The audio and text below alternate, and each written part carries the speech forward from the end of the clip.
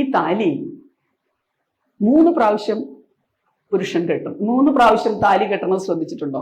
താലി ഇങ്ങനെ വെക്കും, എന്നിട്ട് ഈ ഭർത്താവ് വരൻ 2 പ്രാവശ്യം കെട്ടും. ശ്രദ്ധിച്ചിട്ടുണ്ടോ? 3ാമത്തെ തവണ കെട്ടാൻ ആ സിസ്റ്റർ പുറകിൽ നിൽക്കും. നിങ്ങളുടെ ശ്രദ്ധപ്പെട്ടിട്ടുണ്ടോ?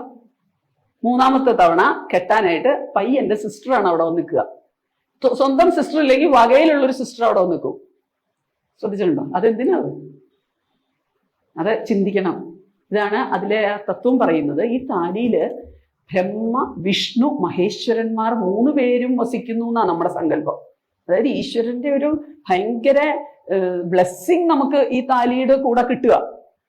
ഒരു പുരുഷൻ ഒരു സ്ത്രീയുടെ താലി ആദ്യത്തെ തവണ കെട്ടുമ്പോ ഈശ്വരനോടുള്ള ആ പെൺകുട്ടിയുടെ ബന്ധം, 2ാമത്തെ കെട്ട് കെട്ടുമ്പോ ഭർത്താവുമായുള്ള ബന്ധം കെട്ടുറപ്പുള്ളതാക്കുക. മനസ്സിലായോ? ആദ്യത്തെ കെട്ടുമ്പോ ആ പെൺകുട്ടിക്ക് ഈശ്വരനോടുള്ള ബന്ധം കെട്ടുറപ്പുള്ളതാക്കുന്നു. 2ാമത്തത് കെട്ടുമ്പോ ഭർത്താവുമായുള്ള ബന്ധം കെട്ടുറപ്പുള്ളതാക്കുന്നു. അപ്പോഴേക്കും വരിക സിസ്റ്റർ. ആ പെൺകുട്ടി കല്യാണം കഴിക്കാൻ പോകുന്ന കുടുംബവുമായുള്ള ബന്ധം കെട്ടുറപ്പുള്ളതാക്കുന്നു. കണ്ടോ? ഇത് നമുക്ക് ആരെങ്കിലും പറഞ്ഞു തന്നിട്ടുണ്ടോ? നമുക്കിതൊക്കെ പറഞ്ഞു തരുമ്പോ നമ്മൾ ഇനി ഒരു വിവാഹം കാണുമ്പോ, ഇനി നിങ്ങൾ വിവാഹം കഴിക്കുമ്പോ ആദ്യത്തെ കെട്ട് ഭർത്താവ് കെട്ടുമ്പോ ഞാൻ ഈശ്വര എനിക്ക് അനുഗ്രഹം തരണേ എന്ന് പ്രാർത്ഥിക്കും. 2ാമത്തെ കെട്ട് ഭർത്താവ് കെട്ടുമ്പോ, വരൻ കെട്ടുമ്പോ ഞങ്ങളെ എന്നും പാർവതീ പരമേശ്വരന്മാരെ പോലെ ഇൻസെപ്പറബിൾ ആക്കണേ എന്ന് പ്രാർത്ഥിക്കണം. 3ാമത് എനിക്ക് ഈ കുടുംബവുമായി ചേർന്ന് ജീവിക്കാൻ സാധിക്കണേ. മനസ്സിലായോ?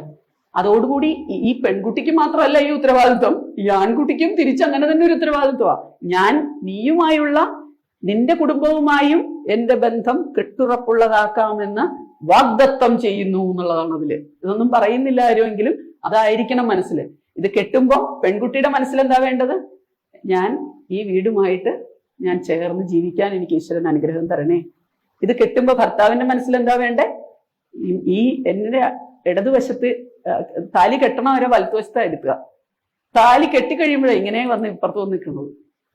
അപ്പോഴാ വാമഭാഗമാകുന്നത്. ഇതിലൊക്കെ റിച്വൽസിനൊക്കെ അർത്ഥമുണ്ടെന്ന് പറയുന്നത് ഇതാ.